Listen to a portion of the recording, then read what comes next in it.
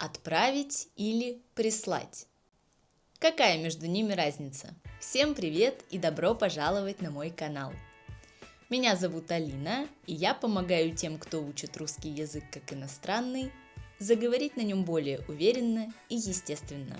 Сегодня разберем разницу между глаголами «отправить» и «прислать». Они близки по смыслу, но также имеют и различия. Поэтому посмотрим, что они означают, и с помощью примеров вам должно стать понятнее, как они могут использоваться. Если вам нужны субтитры, активируйте их внизу, а мы начинаем. Первый глагол «отправить». Отправить означает послать или направить кому-то что-то. Например, отправить письмо, отправить посылку, отправить сообщение. Этот глагол описывает само действие.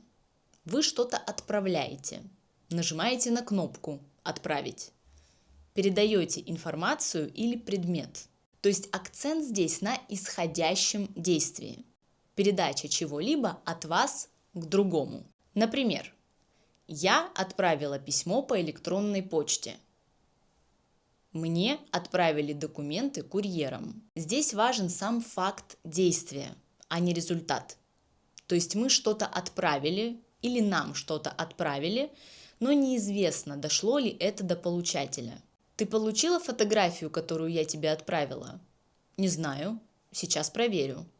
Мы не видим результата, и он здесь не столь важен, поскольку речь идет именно о действии. А глагол «прислать» – это как раз про результат для получателя. То есть здесь важно не просто действие, а то, что у кого-то это появится. Даже если говорит отправитель, смысл все равно направлен на получателя. Например, «Я тебе пришлю ссылку». Бабушка прислала мне варенье. Ему прислали документы на подпись. То есть все это говорит о результате. Кто-то получит то, что ему отправили.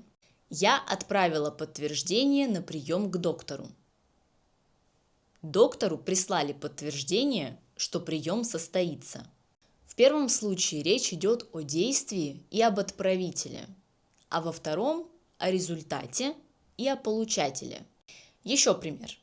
Можешь мне прислать сообщение? Кажется, мне перестали приходить оповещения. Хочу проверить. Или можешь мне отправить сообщение? В этих случаях можно использовать оба глагола. Никакой ошибки не будет.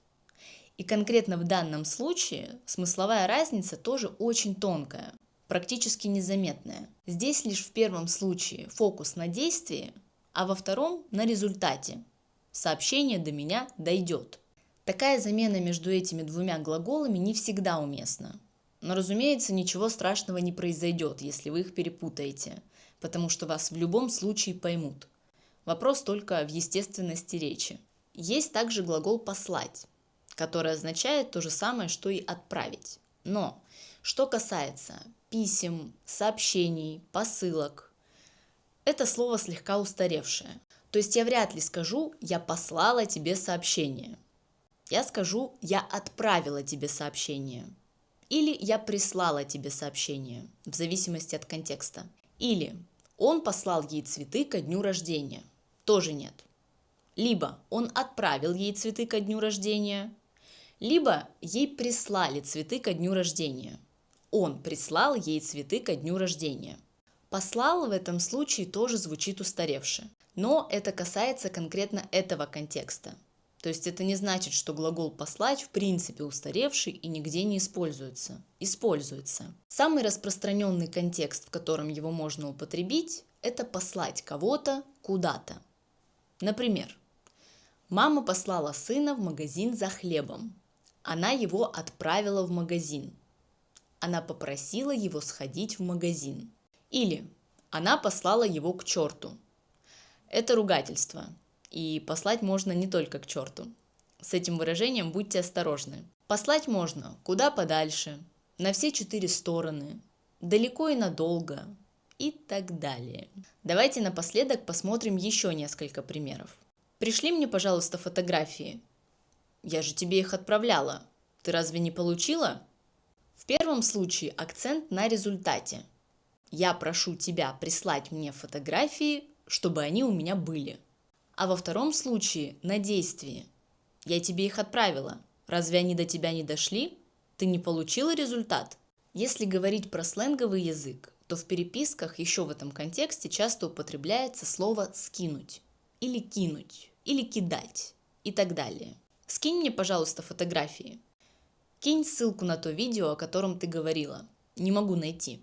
Она мне скинула все документы, осталось только распечатать. Все это в значении «отправить» или «прислать». Кстати, это может быть лайфхаком. Если не уверены, какое слово из этих двух будет уместнее, можно использовать сленговое «скинуть». Я хотела отправить ему голосовое сообщение, совершить действие, но мне в этот момент позвонили, а потом я забыла. Ты мне прислала голосовое сообщение, я его получила, оно у меня, но там ничего не слышно. Я отправила посылку, в понедельник должна прийти. Если мы здесь скажем «я прислала посылку», прозвучит странно и неправильно, потому что результата еще нет. Спасибо, что прислала мне посылку, она уже у меня. А здесь уже речь о результате. Я отправила запрос и жду ответа. Мне прислали ответ, долго ждать не пришлось. И на этом у меня сегодня все. Подытожим. Отправить – это про действие, про отправителя, а прислать – это про результат и про получателя. То есть про то, чтобы сделать так, чтобы у другого это появилось. Если хотите разобрать эти глаголы на собственных примерах, можете написать их в комментариях, а я при необходимости вас поправлю. Потому что когда мы сталкиваемся с такими тонкостями языка, здесь поможет только практика. И чем больше вы поглощаете таких практических примеров, тем скорее ваш мозг поймет, как их правильно нужно использовать. Надеюсь, вам стала понятнее разница между этими глаголами, и видео для вас было полезным. Ставьте лайк, если да, и подписывайтесь на канал, если еще не подписаны. Спасибо, что смотрели. Увидимся в следующем видео. Пока-пока!